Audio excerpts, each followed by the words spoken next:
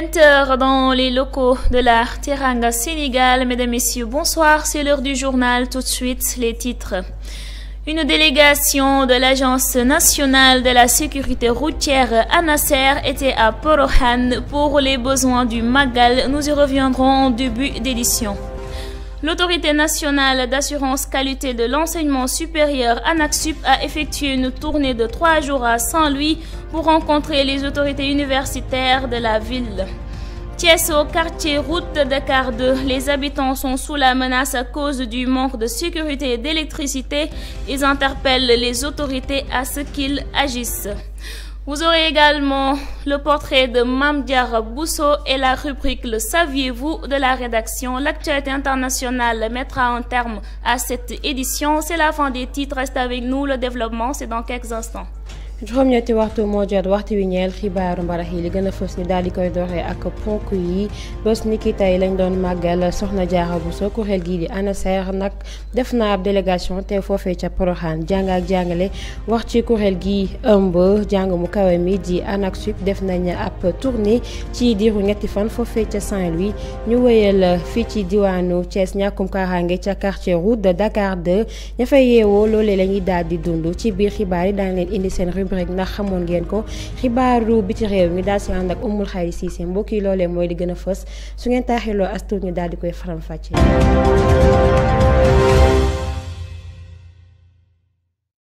Une délégation de l'Agence nationale de la sécurité routière ANASER était à Porokhane pour les besoins du Magal. À cet effet, un message fort a été lancé à l'endroit des acteurs du transport pour que la sécurité soit davantage renforcée et pour qu'ils aient 0 cas d'accident de la route. Nous écoutons Babacar Diop, secrétaire général de l'ANASER, au micro de Fallou Silla. Appel aux usagers de la route, c'est de faire attention, de respecter en tout cas le code de la route, les consignes qui ont été données.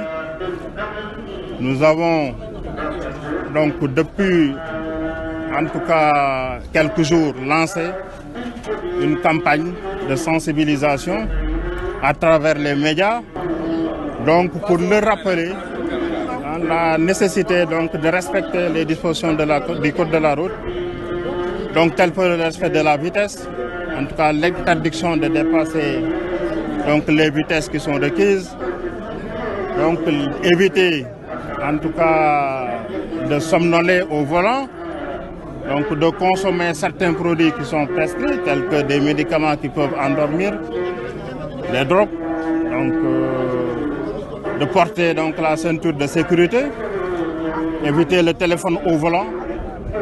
Donc en tout cas, tous ces comportements-là qui peuvent être taxés, qui peuvent être jugés comme inciviques, d'éviter en tout cas d'avoir ces comportements-là pour venir à Porokhane et rentrer donc à leur lieu, à leur donc provenance, donc sans problème. Nous espérons vraiment que ce Magal-là, dans le cadre de ce Magal-là, qu'il n'y aura pas en tout cas d'accidents mortels. Mais même s'il y a des accidents, que ça soit quand même pas des accidents graves.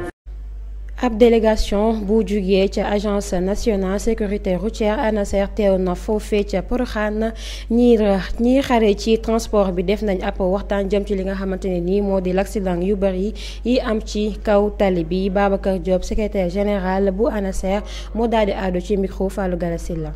chauffeur yi dañ leen di ñaax pour que ñu moytu temps yi ñi ngi def ay campagne de sensibilisation par voie de médias.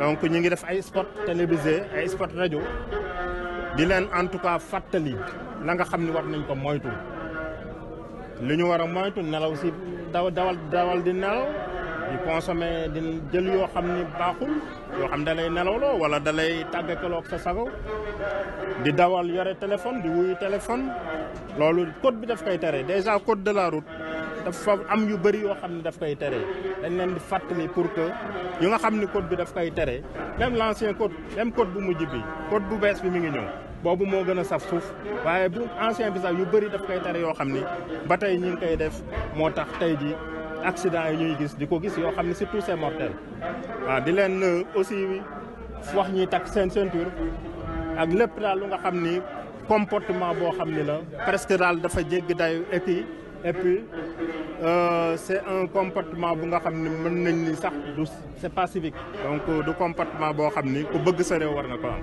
quand même ba accident yi nga xam daf fi tar mu wàññeeku décès yi surtout accident yu grave yi looloo waral d'ailleurs ñu réguler un peu le transport de nuit aujourd'hui reprendre contrôle bu nga xam ni en tout cas mi ngi doon am waaye ñu gën ko renforcer contrôle routier bi ak yeneen mesures yu nga xam ni gouvernement bi jël na ko gis ngeen pneu usé pneu importé yi lu ñu ci wax aussi donc vraiment matukaay bu ñu xam ni moom la ñuy jël ci màggal gi mooy matukaay bu ñuy jël rek pour donc aar ñu nga xam ni ñoom lañ leen transporter chauffeur moom la ñuy transporter ci dem beeg dikk. L'autorité nationale d'assurance qualité de l'enseignement supérieur ANAQ-Sup a effectué une tournée de 3 jours à Saint-Louis pour rencontrer les autorités universitaires de la ville.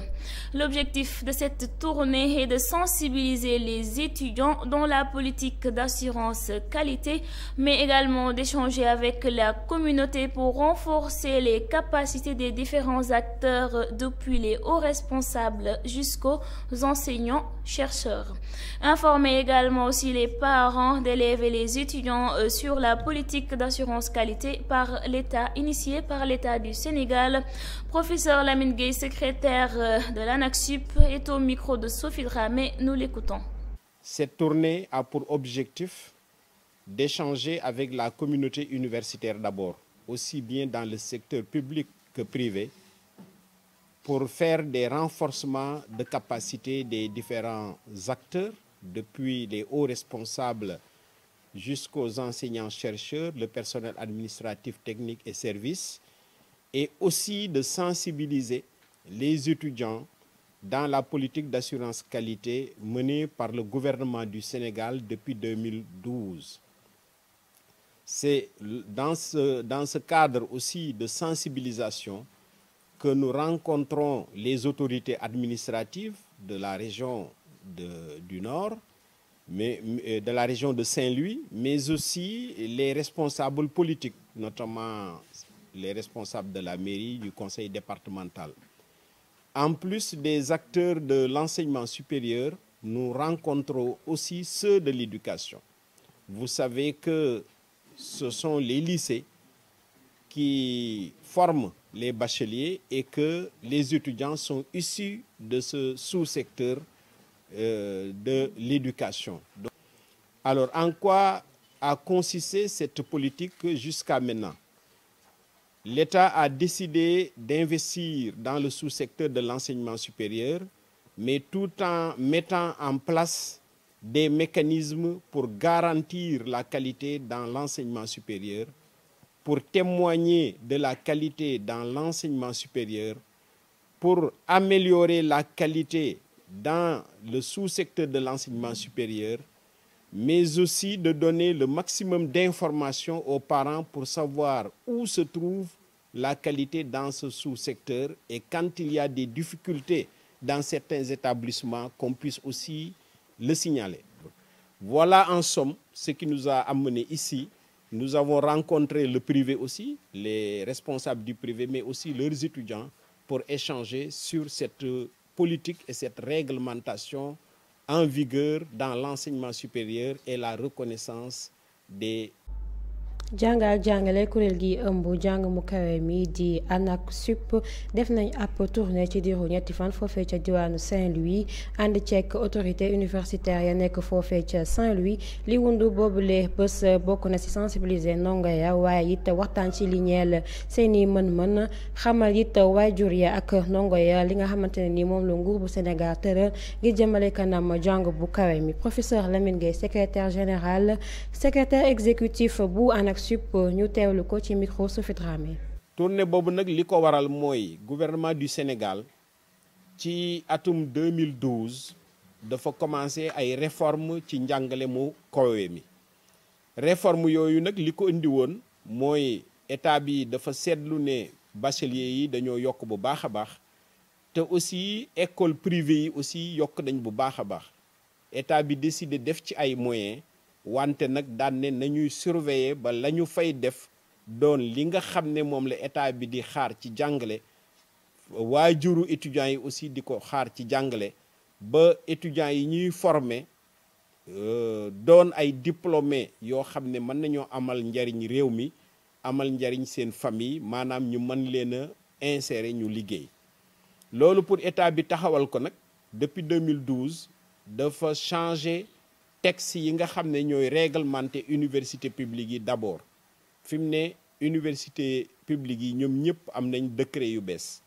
te xam nga décret yu bees yi moo leen di tegtal nu ñuy war a doxale li bees ci décret yooyu nag mooy avant ñu leen di jël boo xooloon décret yi doo ci gis fenn fu ñuy wax assurance qualité léeg-léeg sax terme qualité nekku ci woon dañ naan leen jàngale leen gëstu leen def leen ci lu ngeen man mais natt bi amul woon li bees nag mooy décret yooyu def na leen yéen dañ leen di natt fukki at yu nekk université bi wala école supérieure bi dina dem as kii natt ko ANAQ-Sup natt ko ba pare wax li mu xalaat ministère de l'enseignement supérieur su natt ba baaxee alhamdulilah bu natt ba baaxul na ngeen jël ay mesures pour que ngeen def li tax ñu ne natt bi baaxul leneen li ci bees aussi du université yi kese école privée aussi dafa am benn décret bu leen di doxal décret bi boobu aussi état bi daal di koy xoolaat daal di koy changer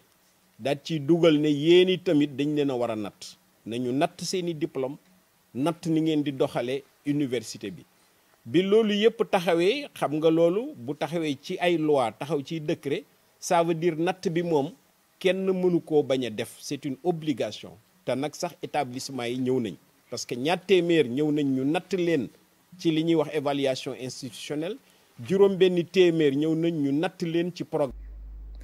Thiès, au quartier route de Dakar 2, les habitants sont sous la menace à cause du manque de sécurité et d'électricité. Ainsi, ces derniers interpellent les autorités à ce qu'ils agissent. Ils sont au micro d'Abdoulaye Ndiaye. dafa bari ay agression yuy am fii ci route de Dakar 2 ci côté école primaire bi nga xam ne moom mooy primaire route de Dakar 2 ak CEM route de Dakar 2 dafa bari ay agression yu fi am tout le temps duñu toog. Il y a beaucoup d'agressions ici à la route de Dakar, surtout dans ce secteur situé entre l'école primaire et le collège. Pas plus tard qu'hier, j'ai assisté à une agression. C'était un vieux que j'ai trouvé par terre étranglé par un Jakartaman. Si je n'avais pas intervenu, ça serait fatal pour lui. Il a voulu prendre son téléphone. Parce que dama jógee entraînement dugg ci boutique bi am lu ma doon jënd génn tasante gis action bi am ci guddi gi. parce que man dañ ma agressé fii dimanche 18h ma génn nii suñu buntu kër te juste suñu buntu kër lañ ma agressé. Moi-même, j'ai été victime d'agression dimanche passé vers 18h. L'agresseur était devant notre maison. J'étais en train de répondre au téléphone. Dès que j'ai fini, le gars m'a pris mon téléphone et a disparu avec sa main.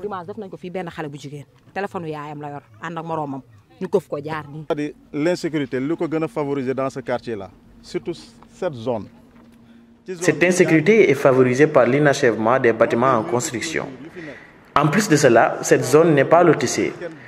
C'est ce qui fait que les agresseurs en font une abri.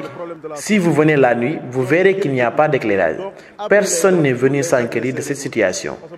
Ce n'est ni le maire, ni les autorités compétentes. Donc, avec tout cela, notre quartier constitue un gîte pour les agresseurs. Il y a un gîte pour les agresseurs. fii ci Thiès ñàkkum kaaraange la waa quartier route de Dakar 2 di dundu ñay yeewoo ca boobule gox nag ñoo ngi naqarlu ñàkkum kaaraange ak courant ci seen gox boobule ci noonu ñoo ngi woo autorité yi ñu saafara boobule situation ci micro Abdoulaye Ndiaye lañu àddoo. dafa bari ay agression yuy am fii ci route de Dakar 2 ci côté école primaire bi nga xam ne moom mooy primaire route de Dakar 2 ak CEM route de Dakar 2 dafa bari ay agression yu fi am tout le temps duñu toog par 2 jours te du fi am agression. démb rek dafa am benn agression bi fi am fii tout près ci wetu porte école principale bi nga xam ne moom mooy CEM route de Dakar 2 bi benn borom Jakarta bu yàpp benn client paa bi war na âgé à 70 ans 60 ans mu indi ko ba fii wàcce ko xoj ko man maa ci yam parce que dama jógee entraînement dugg ci boutique bi am lu ma doon jënd génn tasante gis action bi am ci guddi gi. parce que man dañ ma agressé fii dimanche 18h ma génn nii suñu buntu kër te juste suñu buntu kër lañ ma agressé moto bi suñu buntu kër la gaare ma génn wuy téléphone ba pare ñu may wàccee sama loxo mu këf ma sama téléphone fi may waxee nii la jaar ci surprise yi mu yuuxu ba sonn amul kenn ku génn dimbali ma dama amuñu sonni ko bàyyi naa la yàlla barki démb dimanche def nañ ko fii benn xale bu jigéen téléphone yaayam la yor ànd ak moroomam ñu këf ko jaar nii. c'est-à-dire l'insécurité lu ko gën a favoriser dans ce quartier là surtout cette zone ci zone bi y a des constructions inachevées mu am des murs de clôture yu fi nekk c'est pas encore lotissé kenn dëkku ci dara amu ci boo xoolee zone bi rek avec le problème de la Soprime zone bi kenn dëkku ci donc abri lay doon pour les agresseurs et autres parce que boo ñëwee guddi y a aucune lumière ni la mairie ni aucune autre institution def nañ fi ay lampes fii day lëndëm crous te y a lii day nekk gîte pour les agresseurs. Les membres de l'Union départementale des mutuelles de santé diagnostiquent leurs revendications et exigent à l'État du Sénégal le respect et l'engagement sur la question du programme national des bourses de sécurité familiale et le programme de la couverture maladie universelle.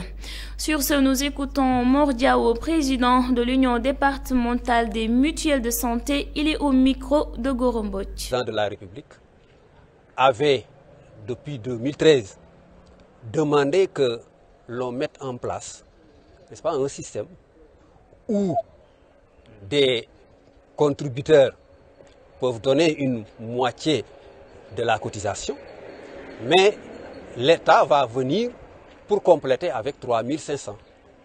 Si aujourd'hui, l'Agence de la couverture maladie universelle demande la suppression de cette contrepartie, cela ne va pas nous plaire. On a été totalement surpris. Parce que vous savez que l'année vient juste de démarrer. Nous avons entrepris la collecte des cotisations. Bon nombre de personnes sont venues donner leurs cotisations. Et aujourd'hui, on nous brandit une lettre nous disant que les subventions ne peuvent plus être données. Donc, nous ne pourrons plus couvrir toutes les charges qui pèsent sur nous. Parce que les mutuelles de santé ont conventionné avec plusieurs structures. Et les montants qui émanent des cotisations ne peuvent pas à eux seuls couvrir toutes les charges. Donc c'est un tout petit peu tuer les mutuelles à petit feu. Puisque les prestataires avec qui nous avons affaire ne vont pas accepter que l'on ait des dettes colossales. Donc, et nous n'avons d'autres sources de revenus à part les cotisations que les subventions de l'État. ca Louga membre union départementale bu mutuelle de santé yi ñoo ngi def ay revendications te exiger nguur bu Sénégal mu daal di respecter li nga xamante ne ni moo di seen engagement ñeel lii di programme national des bourses de sécurité familiale ak it programme couverture maladie universelle yi. Mor Diaw njiitu union départementale mutuelle de santé yi moo daal di addu ci micro Goromboch. Depuis 2013 le président de la République mi ngi wax ci loolu. Président de la République ci boppam moo jëloon décision ni kat pour la protection sociale il faut que danañ gën a jàppale nit ñi te protection sociale nag mu nee su koo wax te ñaari bànqaas yi tuddoo ko muy le programme national des bourses de sécurité familiale beneen bi ci des mooy le programme de la couverture maladie universelle. Programme de la couverture maladie universelle boobu nag daf ci am pàcc bu rëy boo nga xamante ni mutuelle de santé yi moom moo koy yor mooy assurance maladie te assurance maladie boobu aussi tamit. Mutuelles yi dañuy def ay convention séq ko ak bérébu fajukaay te bu fekkente ni dañu leen di ameel ay bor ba mu egg ci benn niveau bi bu boobaa dafay indi ay jafe-jafe te boobaa yi tamit ñun mutuelle de santé yi ñun ñooy dem ci askan bi di jël seen ay cotisation di dige ak ñoom te dige boobu aussi tamit li tax ñu koy def dañu dégg lu nu doy président moo wax ñu dégg ñëpp dégg kon loolu moo tax ñu dugg ci te bu ñu demee ba heure bii tamit ñi nga xamante ni ci période de collecte la ñu nekk ndax année bu ci nekk bu janvier jotee prestation yi dafay commencé waat collecte bi commencé waat ñu commencé collecté ba pare ñu daal di nag jóge fee daal ni bu ngeen collecté yi tamit li ñu leen waroon a dolliwaat ci cotisation boobu dootu leen ko mën a dolli bu boobaa dafay sooxeel liggéey bi moo tax ñun ci suñu wàllu bopp ñu nit il faut que ñu jël suñuy matukaay xeex bii ñu xam ni nag moom mënuñu ko tuddee xeex waaye dañuy yëglu loolu nag du ci région wu Louga wala ci département Louga rek la yam waaye ci niveau national la waaye ñun union départementale bu Louga dañu ni duñu ci des ginnaaw ndax nag département bu Louga dafay lu yàgg ci mutualité. Et je le disais en titre, c'est ce 2 février qu'est célébrée l'édition 2023 du Magal de Porokhane. Un événement commémorant la vie et l'œuvre de Sokhna Mariama Bousso. C'est un portrait dressé par Oumi Cissé. Aujourd'hui, tous les cœurs et les esprits sont tournés vers cette héroïne de l'islam qu'est Sokhna Mame Diarra Bousso, qui a incarné à travers sa personne l'image des saintes de l'islam. Sokhna Mame Diarra Bousso a vu le jour en 1833 à Goléré, petite localité du Fouta au nord-est du Sénégal. Elle était la deuxième épouse du marabout Momar Anta Sali Mbacké et la mère de Cheikh Ahmadou Bamba, chef religieux musulman et fondateur du mouridisme. Fille de Mohamedou Bousso et de Asta Walo Mbacké, elle est l'objet d'une haute considération et d'une dévotion particulière de la part des membres de la confrérie des Mourides, une célébration annuelle dénommée Magal, comme le grand Magal de Touba, lui est dédiée à Porokhane, une localité proche de Nioro du Rip dans la région de Kaolack, où elle mourut à l'âge de 33 ans en 1886. Ce pèlerinage est le seul dédié à une femme au Sénégal. Il attire chaque année des milliers de disciples, surtout des femmes qui visitent son mausolée et plusieurs autres lieux saints. On raconte à son sujet qu'elle récitait depuis l'âge de 30 ans chaque nuit tous les 5 Corans en 8 rakas. Élevée par ses grands-parents, Mame Diarra restituait à 10 ans oralement et par écrit tout le Coran. À 19 ans, elle termina l'étude des sciences religieuses comme la théologie et la jurisprudence et fit, à 20 ans, ses premiers pas sur le dur chemin du soufisme. Avec l'aide de Dieu, elle franchit la dernière étape symbolisée par l'âme parfaite, Nafsun Kamila. Éduquée dans cette atmosphère de piété et de spiritualité, Sokhna Mariama fit la prière du jeûne des dons pieux et du travail sans viatique. En tout temps et en tout lieu, elle obtempérait aux prescriptions divines, source de bénédiction et de félicité, et évitait tout interdit, source d'immoralisme et de déchéance. De même, elle accomplissait consciencieusement ses devoirs conjugaux et sociaux. Borom Porokhane se singularisa ainsi au sein de sa famille par sa douceur, sa gentillesse, son affabilité et sa disponibilité envers grands et petits. Le décret divin qui est à l'origine de tout lia cette sainte créature au grand érudit et homme de Dieu, le cadi Momar Anta Sali Mbacké. Ils eurent 4 enfants, Serigne Mamour Diarra, Cheikh Ahmadou Bamba, fondateur du mouridisme et serviteur du prophète, paix et salut sur lui, Serigne Abdoulahi et Sokhna Hadi. Sans la connaître, beaucoup de nos enfants portent son nom et en font une référence. niki tey ci alxames ji lañu amal li di màggal Porokhane muy ab événement bu sell di ñu fàttali kii di Sokhna Diarra Bousso defal nañ leen ab nataalam ñu daal di koy teewlu. niki tey xol yépp ak xel yépp daal dinañ dem ci kii di Sokhna Mame Diarra Bousso juddoo ci atum 1833 foofee ca Goléré ca Fouta. turu Jaariyatullaahi nekk ab turu dëkkandoo daraja jooju dégg na ko laata muy daje ak borom këram jile teela mokkal alxuraan ca ba muy nekk ndaw. kii di Soxna Anta Ndiaye moo ko daal di gis soppal ko boppam boole ko ak kii di borom këram di Mame Anta Mbacké Sali ñu mel ni ci yaakaari jaam ñi di Cheikh Ahmadou Bamba. dundam tolloon na ci fanweeri at ak ñett néew lool waaye bari njariñ ndax àddunaam yépp da ko jox yàlla ak topp ndigalu borom këram. ñu tëkkale ko ak Sainte Marie di wayjuru Jésus te seelaayam ak tur baleen boole. kon Mame Diarra Bousso référence la ci képp kuy jigéen ci Sénégal waaye it jigéenu àdduna. doom la ci kii di Mouhamadou Bousso ak Asta Walo Mbacké muy jigéen ju dal te teey yiw. Porokhane nekk ca gox bu Nioro du Rip foofee ca Kaolack bi les pèlerinage nag moom rek mooy benn jigéen ji ko am ci Sénégal bi yépp. muy dalal at bu jot ay junni taalibe yuy ñëw ziyaar si bërëbam boobee. ba muy am fukki at la bind tey tari lii di alxuraan ba muy am fukki at ak juróom-ñeent mu noppee jàng lii di science religieuse comme li ñuy wax théologie ak jurisprudence ñu seetlu ni ñu bari ci suñu ay doom turam lañ leen tuddee te it ñu daal di nekk ay références. Saviez-vous que le milliardaire chinois Jack Ma est devenu l'homme le plus riche de la Chine? Pourtant, il a plusieurs fois échoué, mais n'a jamais su le mot abandonner. Et ce n'est pas tout. Plus de détails avec la rédaction de la TSTV.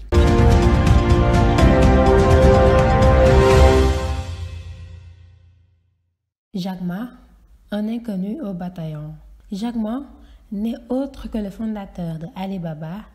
Si son nom ne vous dit rien dans le monde entrepreneurial et plus particulièrement en Chine, il fait office d'icône de la réussite. Aujourd'hui, il est l'un des hommes les plus riches de Chine et Alibaba est un acteur majeur du e-commerce chinois. Jack Ma est né le 10 septembre 1964 à Hangzhou en Chine. Jack Ma est originaire d'une famille modeste et sans réelle ambition. Il est considéré comme l'un des meilleurs dirigeants d'entreprise au XXIe siècle. Une jeunesse marquée par des échecs. Jack Ma a connu une multitude d'échecs. Il est refusé de l'école de police et recalé 10 fois d'avare. Il est également le seul à être refusé pour diriger les premiers KFC chinois. Sur 24 postulants, un seul refusé et c'était Jack Ma. Il s'en sort grâce à des petits jobs comme livreur ou interprète. Mais Jack Ma voit beaucoup plus grand et n'accepte pas cette vie.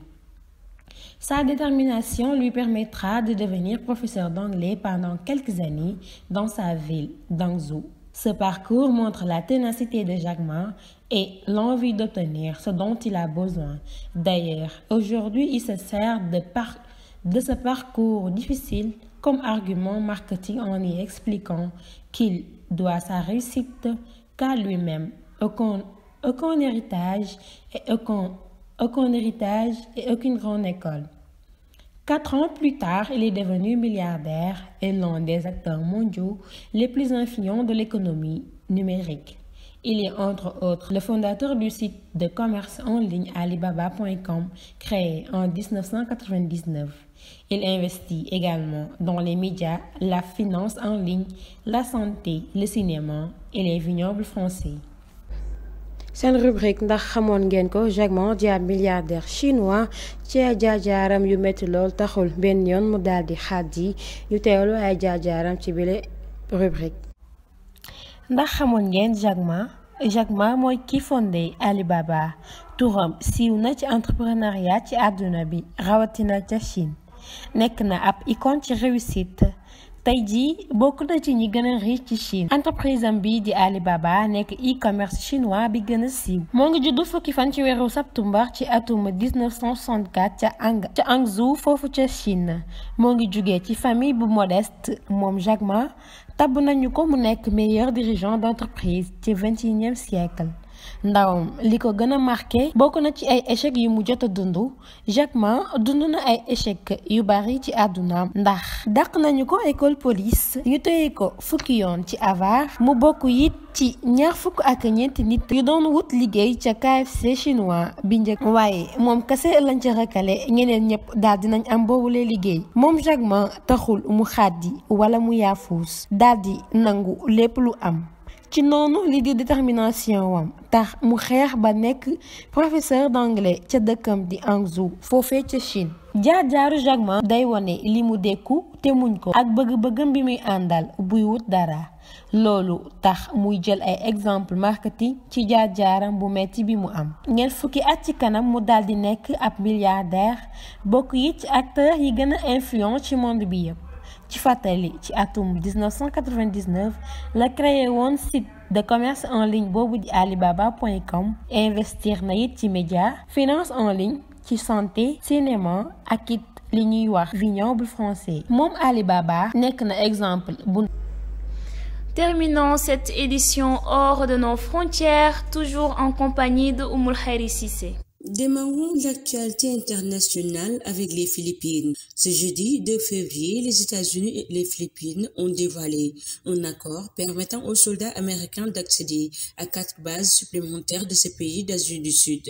Les Philippines cherchent, comme son allié de longue date, à contrer la montée à puissance militaire de la Chine. Ainsi, au Cameroun, un ancien poids lourd du régime condamné à 30 ans de prison. Il s'agit de l'ancien ministre de la Défense Edgar Alain Mebego, qui fut aussi directeur du cabinet civil du président Paul Biya. Déjà en prison depuis 4 ans, c'est la nuit dernière, autour de minuit, que Edgar Alain Mebego et son épouse ont été condamnés par le tribunal criminel spécial chargé des questions de détournement de fonds publics au Cameroun. Pour ainsi terminer l'actualité avec les États-Unis, les funérailles de Tyre Nichols, cet Afro-Américain de 29 ans, battu à mort par 5 policiers le 7 janvier, ont été particulièrement douloureuses en Memphis. Mercredi 1er février, les images de son passage à tabac mortel ont été diffusées vendredi et ont choqué l'Amérique, et ses obsèques ont pris une tournure très politique. mbokk yi comme ni leen ko waxee woon ci bopp xibaar yi ñu dikk ak yéen ci xibaar biti réew yi daal di ci ànd ak Oumoul Khayri Cissé. xibaar bitim réew yi dinañ ko dooree ca Philippines tey ci alxames bi ñaari fan ci weerum février États-Unis ak Philippines daal dinañu fësal ab accord buy tax soldat américain ya mën a dugg ci ñenn ci seen ay base ci réewum Asie bu sud-est. ginnaaw Philippines ci réewum Cameroun tribunal criminel spécial bi yor lu jëm ci wàllum détournement fonds publics daan na fanweeri atu kaso Edgar Alain Mebego nekkoon jëwriñ bi ñu dénk wàllum défense waaye tamit nekkoon directeur bu cabinet civil bu Paul Biya. moom sax daal dinay def ci lu toll ci ñeent atu kaso démb ci guddi gi nag le tribunal ba daal di koy daan fanweeri atu kaso moom ak soxna. xibaari bitim réew yi dinañ ko daal di jeexale ci États-Unis afro-américain bi doon wuyoo ci turu Tyre Nichols tolloon ci ñaar fukki at ak ñeent bi nga xam ne juróomi takk der ñoo ko dooroon foofee ci Amérique ba mu daal di faatu. li mel nag mu ngi amoon ci juróom-ñaari fan ci weerum janvier ay vidéo wala sax ay nataal yu yooyu ñaawteef amee woon foofee ci Amérique wëroon lépp luy réseaux sociaux mu metti woon lool démb nag ci talaata yi lañ ko daal di jébbal boroomam mu metti woon lool ci askanu Amérique rawatina. Mesdames et messieurs, c'est la fin de ce rendez-vous d'information. Merci de l'avoir suivi. Restez fidèles aux autres programmes de la TSTV. Bonsoir. jërëjëf Adja Maimouna Thiam mbokk yi loolee moo daal di buur xibaaru mbarax yi dig daje ëllëg ci yeneen jotaay xibaar jërë ngeen